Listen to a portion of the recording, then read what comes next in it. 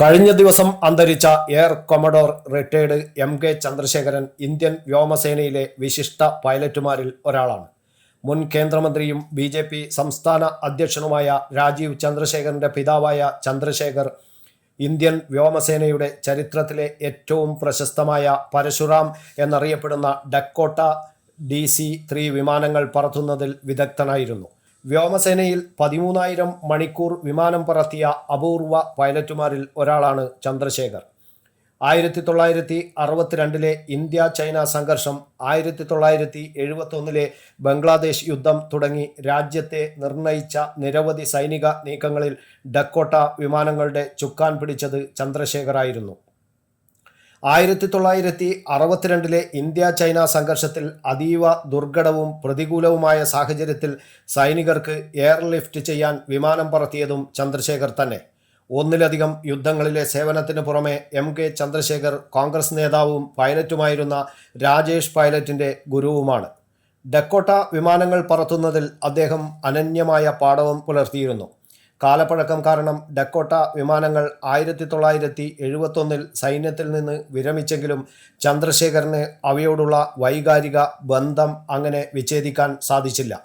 വർഷങ്ങൾക്ക് ശേഷം പിതാവിൻ്റെ ആഗ്രഹപ്രകാരം മകനും മുൻ കേന്ദ്രമന്ത്രിയും ബി.ജെ.പി. സംസ്ഥാന അധ്യക്ഷനുമായ രാജീവ് ചന്ദ്രശേഖർ അയർലൻഡിൽ നിന്ന് ഒരു ഡക്കോട്ട DC-3 സ്വന്തമാക്കുകയും 2018 ഫെബ്രുവരി 13 പിതാവിൻ്റെ സേവനത്തോടുള്ള ആദരസൂചകമായി വ്യോമസേനയ്ക്ക് സമ്മാനിക്കുകയും ചെയ്തു. ഒക്ടോബർ 8 അദ്ദേഹം ഔദ്യോഗികമായി വിമാനം എയർ ചീഫ് മാർഷൽ B.S. ധനോവയ്ക്ക് കൈമാറി. എയർ കമ്മഡോർ ചന്ദ്രശേഖരനും രാജ്യത്തിന് നൽകിയ സംഭാവനകൾക്കും ആദരസൂചകമായി വിമാനത്തിൻ്റെ പേര് പരശുറാം എന്ന് പുനർനാമകരണം ചെയ്യുകയും ചെയ്തു.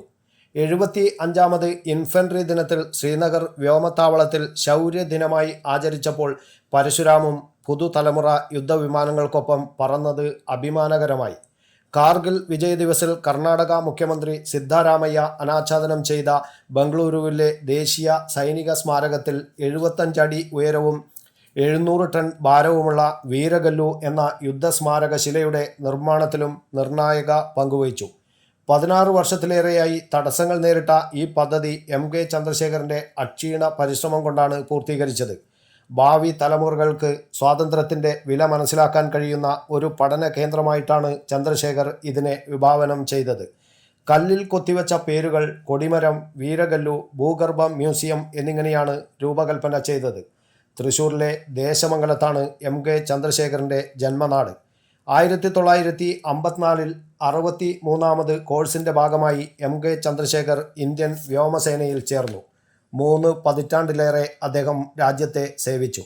1986 എയർ കമ്മഡോർ ആയി വിരമിച്ചു. വിശിഷ്ട സേവാ മെഡൽ, വായുസേനാ മെഡൽ തുടങ്ങിയ ബഹുമതികൾ ലഭിച്ചു. Flying officer, flight lieutenant, squadron leader, wing commander, acting group captain, acting air commodore എന്നീ ചുമതലകൾ വഹിച്ചു. 1986 ഡിസംബർ 25 അദ്ദേഹം സർവീസിൽ നിന്നും വിരമിച്ചു. Air commodore MK. ചന്ദ്രശേഖരൻ്റെ മൃതദേഹം സംസ്കരിച്ചു. ഉച്ചയ്ക്ക് 1:30 കുഡ്ഡുഗേറ്റിലെ രുദ്രഭൂമിയിലായിരുന്നു സംസ്കാര ചടങ്ങുകൾ നടന്നത്. ഉച്ചവരെ ബലന്തൂരിലെ എപ്പിസിലോൺ വില്ലയിൽ മൃതദേഹം പൊതുദർശനത്തിന് വെച്ചിരുന്നു.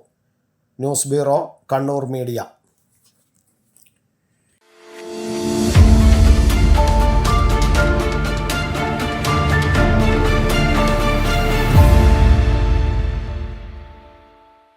ശരി, പറയും എന്താ ഇങ്ങനെ പ്ലാൻ? കിച്ചൺ വർക്സും ഇന്റീരിയർ വർക്സും നമുക്ക് നല്ലൊരു ടീമിനെ ഏൽപ്പിക്കണം. പിന്നെ ഫർണിച്ചർ സുനിതയിൽ എടുക്കാം.